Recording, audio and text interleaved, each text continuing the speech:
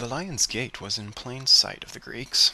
In the day when monumental art, architecture, and sculpture re-emerged from a long period of dormancy, it's not surprising that they'd look back to their country's former glory, while also incorporating ideas and motifs from exotic civilizations abroad. In the mid-7th century, the Greeks began creating their first monumental temples in stone. Perhaps the earliest known stone temple in Greece is that of Apollo at Corinth, with a date somewhere between 670 and 630 BC. And in a couple generations, the Greeks settled on the sort of temples we think of when we think of Greek temples, with the surrounding columns, called a peristyle, the pitched roof, and the triangular pediment, all that sculpture above the east and west sides. The earliest known Greek temple of this style is the one to Artemis on the island of Corfu, just off the west coast of Greece.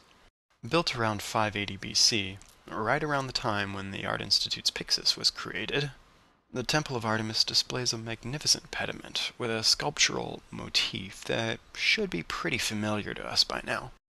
Seen from their sides, two great cats poise with their muscular bodies ready to pounce. Their faces are turned outward, just as in the Lion's Gate, gazing at the tiny worshippers below as they make their approach to the house of the maiden huntress Artemis.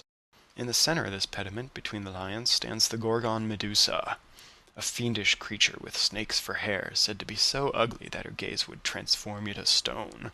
This presentation of otherworldly ferocity and might is certainly something to give you goosebumps if you were an ancient Greek not used to seeing such incredible displays, nor desensitized by modern horror flicks. And moving along to our darling little Pyxis, the ampersand painter seems to have jumped on the bandwagon of Orientalism and Mycenaean revivalism. And that's not a real term. As far as I know, I just made it up. But why use this confrontational lion motif that might otherwise be more appropriate for temples and royal palaces? I don't think the message here is, beware the cosmetics housed within. No, it's more likely just meant to give us a little moment to pause. A jarring experience, pardon the pun. Remember, what we're looking at here, as with most ancient Greek ceramics throughout museum collections, is a grave good, something buried with the recently departed. This vessel exists because someone has died, while a pyxis for the living might be plain or decorated with little flowers and prancing deer. This vessel for the dead has a confrontational gaze, inducing a moment to pause and reflect, a memento mori, a reminder of our own mortality. On that cheerful note, thanks for listening. And don't forget to swing by the website, scarabsolutions.com, for additional resources and extensive bibliography on ancient art and civilization, photos, and links to great external resources.